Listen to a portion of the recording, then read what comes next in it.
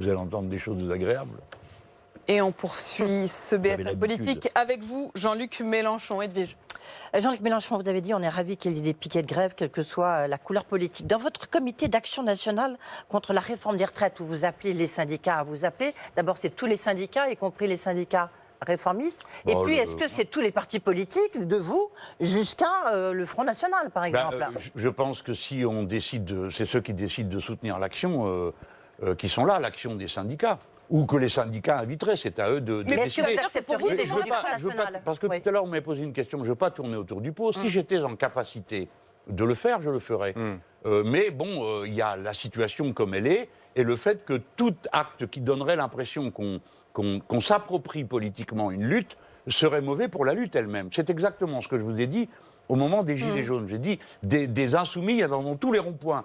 Si nous avions commis l'erreur de dire nous sortons notre drapeau et ce mouvement est à nous, nous l'aurions Mais ramené. Jean-Luc Mélenchon, ça veut dire que dans ce comité, tout le monde, en tout cas à vos yeux, vous estimez tel que vous le visualisez, que tout le monde a sa place, y compris ceux qui, au Rassemblement national, soutiennent cette... Je ne crois pas, si vous me demandez.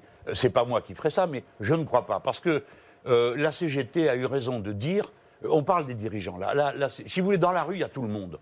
Et dans le syndicalisme, par définition, dans les statuts des syndicats, on accueille tout le monde, quel que soit son sexe, sa religion ou ses opinions politiques ou philosophiques. C'est écrit dans les statuts des syndicats. Mais ce qui est aussi écrit dans les statuts du syndicat, c'est que tous les êtres humains sont égaux en droit. Et la CGT s'est très clairement exprimée là-dessus en disant « vous n'êtes pas bienvenus si vous ne croyez pas à ça ». Et eux, ils pensent, les syndicats, que ce n'est pas le cas du Rassemblement national. Donc je pense que on ne fait pas tout ça pour se peler, on fait ça pour rassembler. Alors, celle qui profite de tout ça politiquement, c'est Marine Le Pen. Oui. Et comment vous le savez? Si on regarde les enquêtes d'opinion... ah bon, d'accord. Donc les gens qui font la grève aujourd'hui profitent à Madame Le Pen. Vous parliez du mouvement des Gilets jaunes. Oui. Vous disiez il y a un lien avec ce qui se passe aujourd'hui. Oui. Cette colère, cette inquiétude, cette exaspération, vous savez que on perçoit dans les enquêtes d'opinion que j'apprends de vous que vous êtes capable de discerner qui a voté pour qui. C'est bien, non? Mais bravo. Il suffit d'observer les résultats électoraux. Jean-Luc Mélenchon, mais sur vous avez remarqué, c'est de l'ironie. Hein. Jean-Luc Mélenchon, aux européennes, par exemple. Oui, alors aux européennes, vous avez des enquêtes qui établissent que les gens qui étaient sur les ronds-points ont voté Front National. Vous voyez bien que la colère bénéficie au parti davantage qu'à la France. Non, mais ça, c'est un autre sujet. Est-ce que vous faites ce constat? Que nous n'en ayons pas, nous, bénéficié, c'est une certitude. Et je le reconnais sans aucune difficulté. Mais quand vous dites que les gens qui étaient sur les ronds-points votent pour le Front National aux élections européennes, si vous ne l'avez pas dit, vous venez de dire exactement ça. La colère semble profite à Madame Le Pen. À Madame Le Pen. Davantage. Je vous réponds. Ce n'est pas vrai, parce que l'exemple que je commence par vous dire, dites-moi comment vous le savez, et vous me répondez, les Gilets jaunes. Eh bien moi, je vous réponds, les Gilets jaunes, la plupart d'entre eux, surtout, n'ont pas voté. Et c'est ça le grand problème de la société politique en France. Tant qu'on n'aura pas convoqué une assemblée constituante qui conduise le peuple à décider lui-même quelles sont les nouvelles règles du jeu, ils ne croient plus aux règles du jeu actuelles. Si bien qu'ils ne vont voter en masse qu'à une seule élection, l'élection présidentielle, et ils considèrent que tout le reste, même les municipales, c'est bidon. Alors, je peux le déplorer, mais c'est un fait. Nous ne pouvons pas avoir raison contre cette réalité. Vous vous dites, il faut justement aujourd'hui se rassembler, alors peut-être au sein de ce comité, mais il y a eu des initiatives tout au long de la semaine d'une partie de la gauche, et notamment à l'initiative de Fabien Roussel, qui est chef du Parti communiste. Il a invité la gauche à se rassembler. Lundi matin, gare de Lyon, il y avait une grande partie de la gauche, vous n'y étiez pas. Vendredi, le PS, le PCF, Europe Écologie Les Verts, Génération, Place Publique, les radicaux de gauche, la gauche républicaine et socialiste, ou encore Ensemble, ont rédigé une déclaration commune, et vous, une autre. Est-ce que vous n'êtes pas en train de faire bande à part, précisément vous, qui depuis le début de l'émission nous dites il faut se rassembler? Non, je ne dirais pas ça comme ça. On participe aux meetings de soutien quand ce sont des meetings organisés par l'un ou l'autre. Mais pourquoi vous n'étiez pas gare de Lyon? Pourquoi vous n'avez pas signé le texte? Oui, mais je vais vous dire, je vais vous répondre. Ne croyez pas que j'ai l'intention de biaiser avec ça, ni que je sois, si peu que ce soit, mal à l'aise. Notre objectif, c'est de rassembler pour soutenir. Imaginez-vous qu'on se mette 5 minutes autour de la table. Et on dit, comme le propose, à mon avis, de manière erronée, Fabien Roussel du Parti communiste, qu'on dise, on va discuter d'un contre-projet. Ah oui. Vous êtes d'accord? C'est ça l'idée? Parfait. Il y en a 2 ou 3 qui sont pour la retraite à points. Le Parti socialiste, Écologie Les Verts, et je crois Nouvelle Donne ou peut-être Génération, je ne sais pas. Je ne veux pas leur attribuer. Mais au moins ces 2-là. Donc, la discussion tournerait immédiatement court. Nous sommes contre, absolument contre. Donc, il faut faire attention à ce qu'on fait. Ne pas donner l'impression qu'on est tous d'accord pour que donc, 5 minutes après... C'est pour de faux.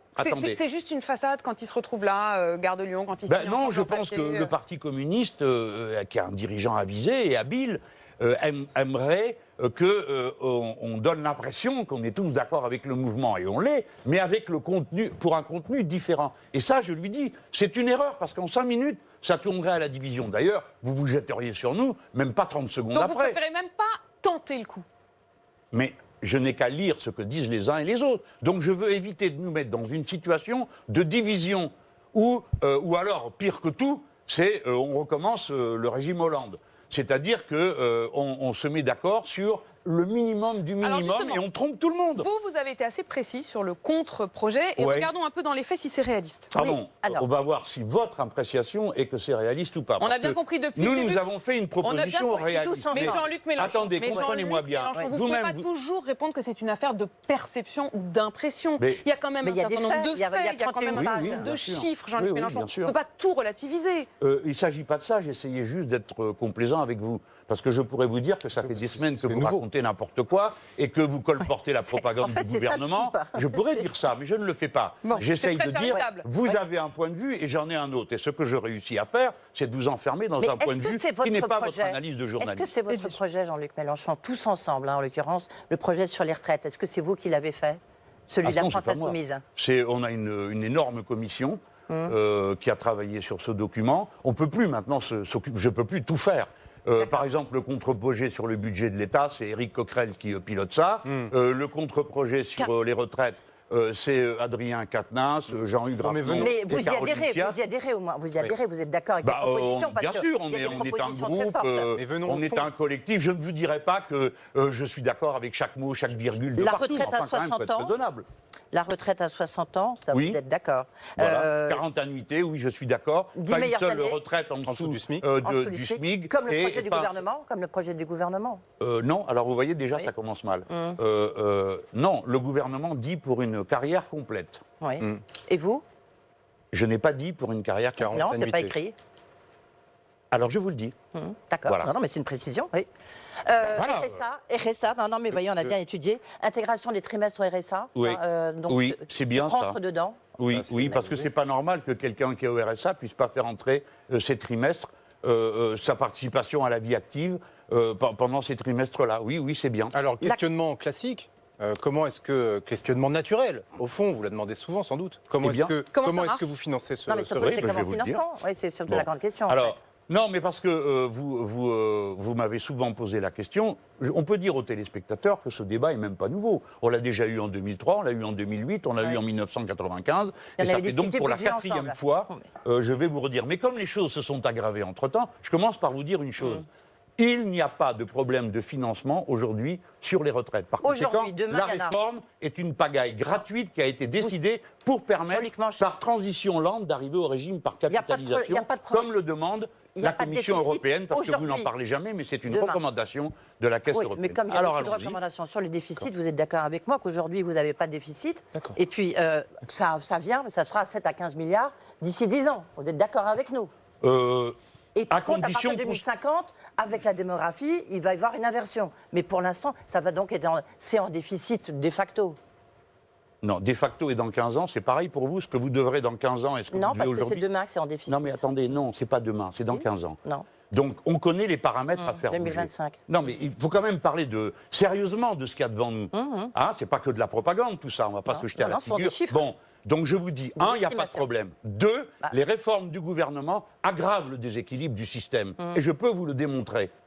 En vous rappelant qu'ils viennent de voter dans la loi Pacte le fait que les gens, comme vous et quelques autres, qui gagnent 2 fois le plafond de la sécurité sociale, c'est-à-dire aux alentours de 10 000 euros par mois, à partir de 2 fois le plafond, ne cotiseront plus et n'auront d'ailleurs plus davantage retraite. Donc, ils seront tous obligés d'aller cotiser dans le privé. Qu'est-ce que ça? Et ces cotisations seront déduites de leurs impôts. Pardon, madame, il y a de la technique, donc laissez-moi le temps de dérouler sans me couper la parole. Allez-y. Donc, les gens qui cotiseront, leurs cotisations seront retirées des impôts. Ça veut dire que nous tous, nous allons payer la contrepartie, soit en services publics supprimés, soit en augmentation d'impôts. Ça coûtera 1,5 milliard aux caisses de l'État.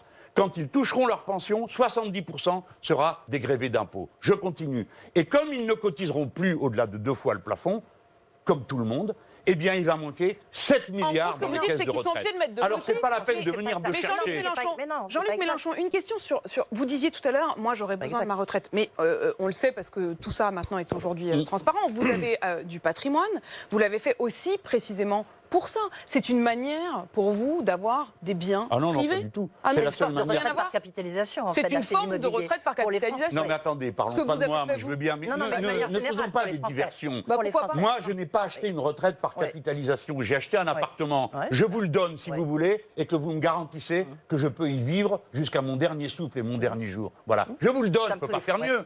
Donc arrêtez de tout transformer. Non, mais c'est une manière aussi. Non. Arrêtez de supposer que tout le monde est uniquement animé par de la cupidité. D'accord ? Moi, j'ai acheté un appart, pas une retraite. Madame, je reviens à votre question.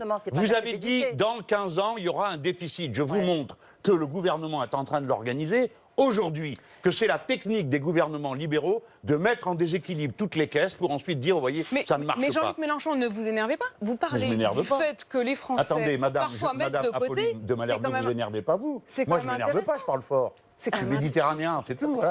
C'est quand même intéressant, Jean-Luc Mélenchon, de voir que ce que vous reprochez en disant, du coup, les Français vont être obligés de mettre de côté, en gros, pour plus tard, c'est quand même ce que vous avez fait.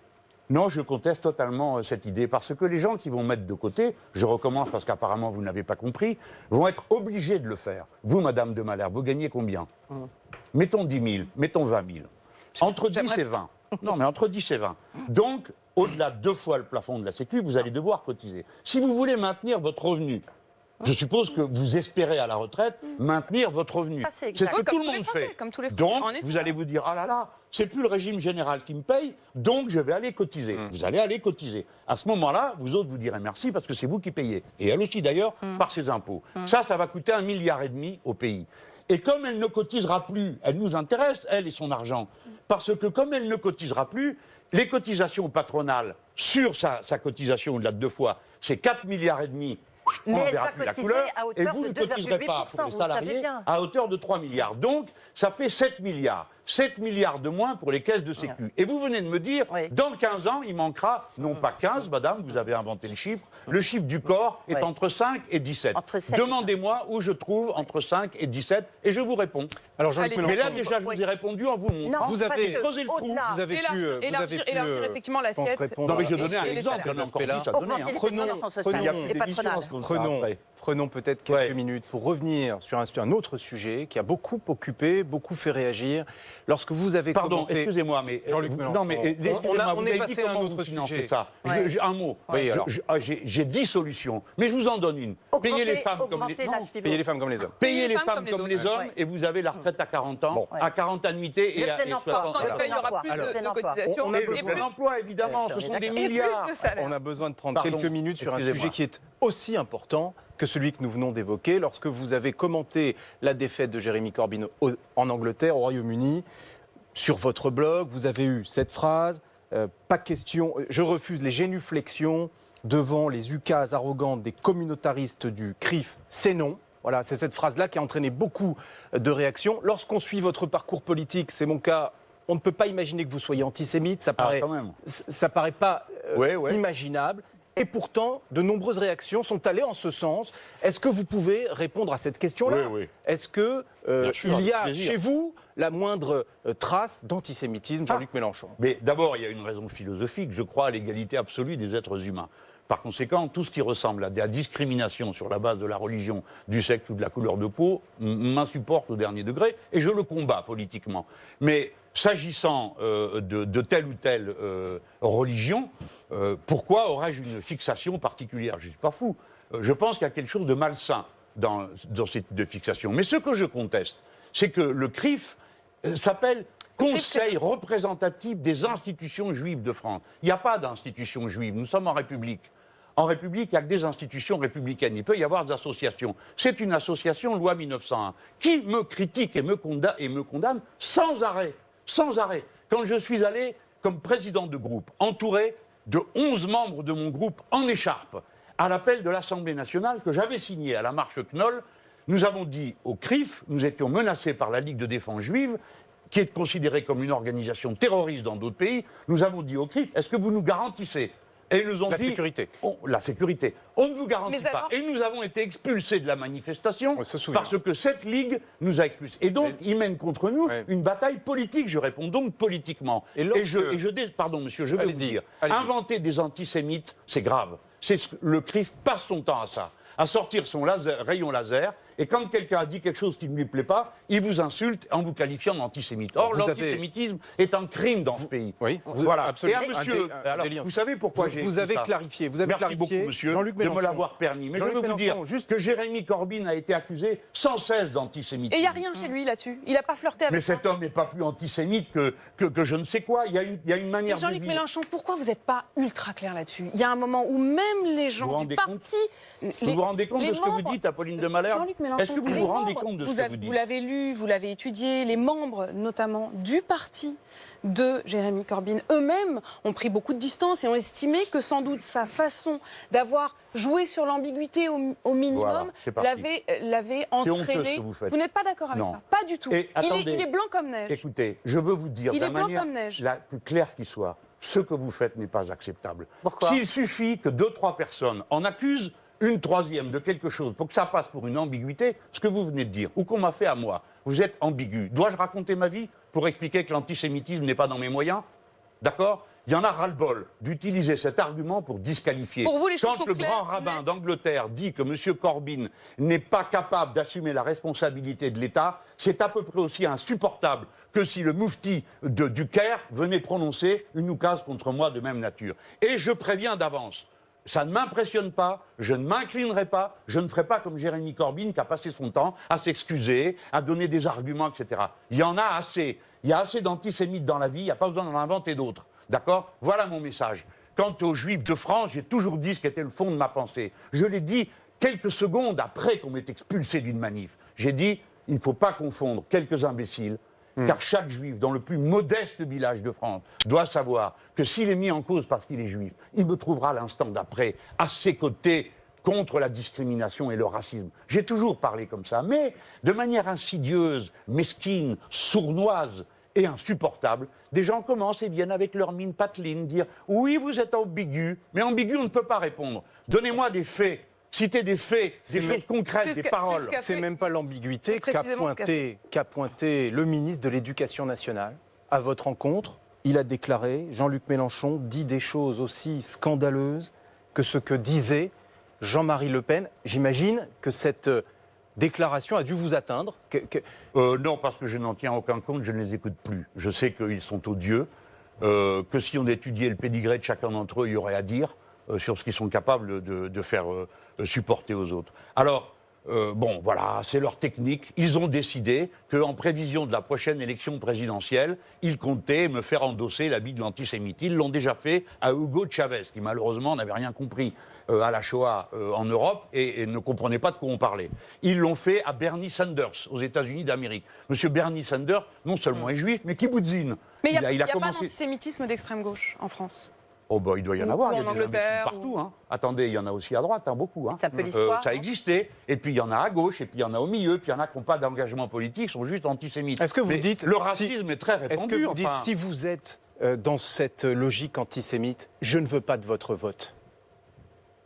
Ah ben, je pense que quelqu'un qui est raciste ne doit pas voter pour moi. Parce que moi, je vais faire le contraire. Donc si quelqu'un qui est raciste veut voter pour moi, je suis comme tout le monde, je regarde les votes, mais je dis, attendez, vous vous trompez. De même, si par exemple vous êtes contre le partage de la richesse, faut pas voter pour moi, parce que moi je vais le faire. Si je suis élu, je vais le faire. La répression du racisme, oui, j'aime mieux vous dire que ça va être chaud pour un paquet de gens, hein, d'avoir affaire à moi au pouvoir, parce que la société française, comprenez ça, une seconde de pause. Mes amis, il faut faire France. La France est très composite. Elle est très diverse maintenant. Et il est temps de savoir, au moins qu'on s'engueule sur tout, mais pas sur le fond. Nous sommes tous, sur un point, nous sommes tous semblables. Et dès lors que nous adhérons à la République française et que nous la respectons, alors nous faisons un seul peuple. Et moi, chaque fois que je pourrai, je serai du côté de l'opprimé, de celui qui est maltraité, de celui qui est rejeté à cause de sa religion, à cause de sa couleur de peau. Pas seulement parce que je déteste le racisme, mais parce que j'aime la France. J'aime la République française. Est-ce que vous vous rendez compte de l'extraordinaire modernité de l'idée de République comme nous la pratiquons nous autres les Français? Voilà ce qui est important. Il reste 2 minutes. Un mot sur... Bah oui. Un mot sur Jean-Paul Delevoye. Il a donc démissionné. Le parquet de Paris a ouvert une enquête préliminaire.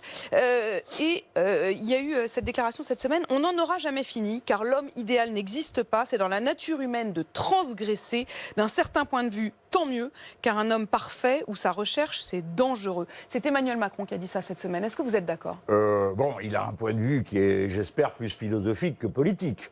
Qu'il est dans la nature humaine de transgresser, nous le faisons depuis que nous sommes tout petits. Hein. Mais sur la question de la sur le justice. plan politique, non.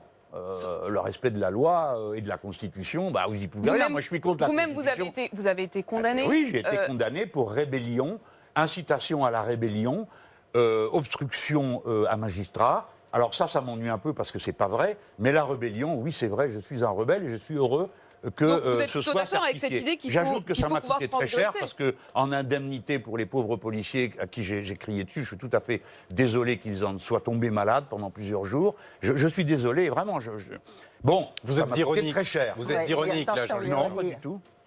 Non, mais attendez, vous n'avez pas de compassion pour les gens? Moi, j'en ai. Vous faites usage de l'ironie. Mais c'est vous-même qui les poussez et aujourd'hui vous dites j'ai de la compassion pour eux? Sur le moment, c'était une... comment dire, une prise à partie. Vous ne savez pas ce qu'ils m'ont dit. Ça vous intéresse pas. Ça fait un peu whoops. Que vous ont-ils dit alors Pardon? Que vous ont-ils dit? Qu'est-ce que quoi? Non, ça ne vous regarde pas. Ah. Non, mais parce que moi, je ne pratique pas ça non plus. Par exemple, dans le procès, nous avons refusé de faire état des fiches d'expertise psychologique des gens qui s'en prenaient à nous. Donc, je ne suis pas d'accord pour que tout serve d'argument. Donc, je ne suis pas respecté, c'est une chose. Je ne vais pas me mettre au niveau de ceux qui ne me respectent pas. J'essaye, je ne vous dis pas que j'y arrive, d'essayer d'être pas tout à fait dans. Pour le reste, Merci. je vous confirme, ma personne est sacrée et la République, c'est moi. Quand quelqu'un dit la République, c'est moi en face de moi, je réponds non, c'est moi. Et de ce point de vue-là, au moins, c'est assumé. Merci Jean-Luc Mélenchon Je vais faire des t-shirts avec. d'avoir été avec nous.